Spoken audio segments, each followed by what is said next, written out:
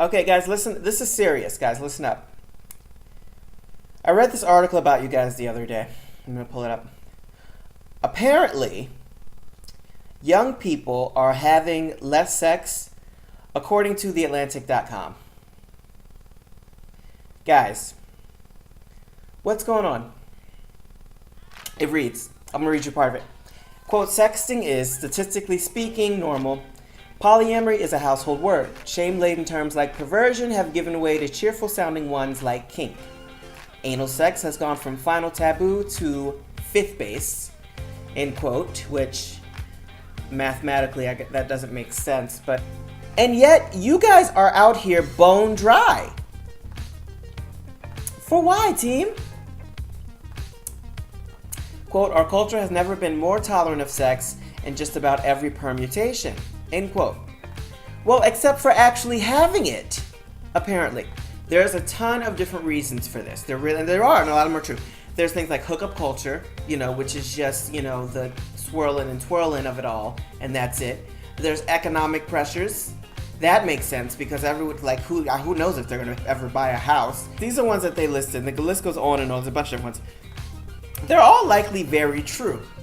There's one major obstacle with you guys, and that is after whatever, whichever one of those that I listed, whichever the reasons, apply to you, you start to feel socially handicapped. There's no other way around it. Whether you met online or not, when it gets down to the time when you want to get down, you still have to be able to read body language.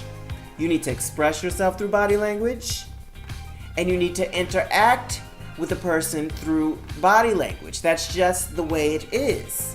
So you're never ever going to be able to do that through the phone or through the computer. That's just the truth. And this is why a lot of time in hookup culture, hookups can go awry very, very quickly. Like, you think it's going to be great and how the person looks and whatever, maybe you have things in common, but there's a distance that you have from it, So, and I've seen you guys in the club. You're a disaster. RuPaul said it, and he's right. Nobody dances anymore. Nobody dances.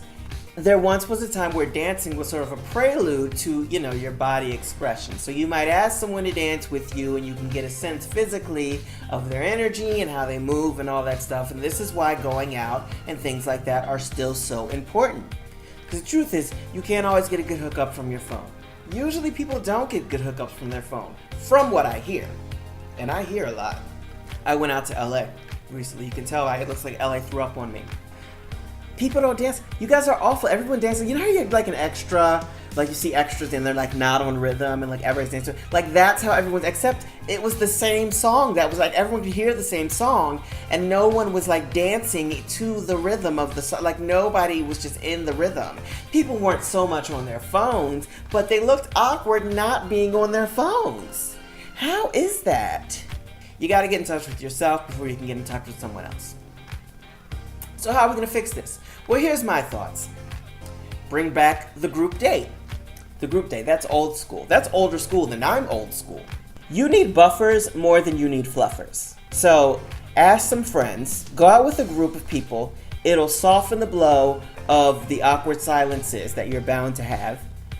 Everyone has to be respectful of the prospective couple because you guys can make it weird. It's like a game with you guys making it weird so quickly. I don't get it.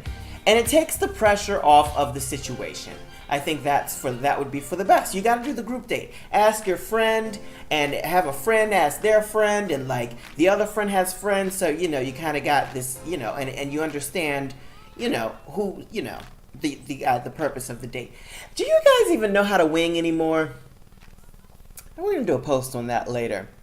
Then as things develop and as the couple or couples get more comfortable, you can branch out and sort of do your own thing alone. You start to get comfortable with each other, but it's in sort of a controlled environment where there's not a lot of pressure. So your friends in the group date can't have the pressure on you either. That's the other thing. And I think on the group date, it's best to start with something boring. Bowling. Seeing an ambient live band or performer where you can, kind of talk over them, in the back of the bar, of course, not right in front of their face. You never do that. Or even those parties where you drink wine and paint. I love those parties. Those are good because then you can all, like, there's something to talk about, you know, they're super cheap. And we post them on our site, www.cultureconciergeonline.com. You guys have a chance, your whole new class, whole new generation, you have a chance to change it up. And change it up for the best. But make sure that you stay social. Our culture's changing, times are changing, and you always have an opportunity to be a healthy part of that change. And then you'll have more sex.